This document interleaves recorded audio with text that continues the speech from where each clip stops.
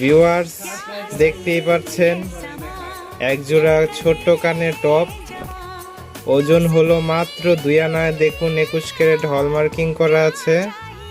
এরকম নিত্য নতুন ডিজাইনের কালেকশনগুলো যদি আপনারা দেখতে চান অবশ্যই আমাদের সাথেই থাকবেন।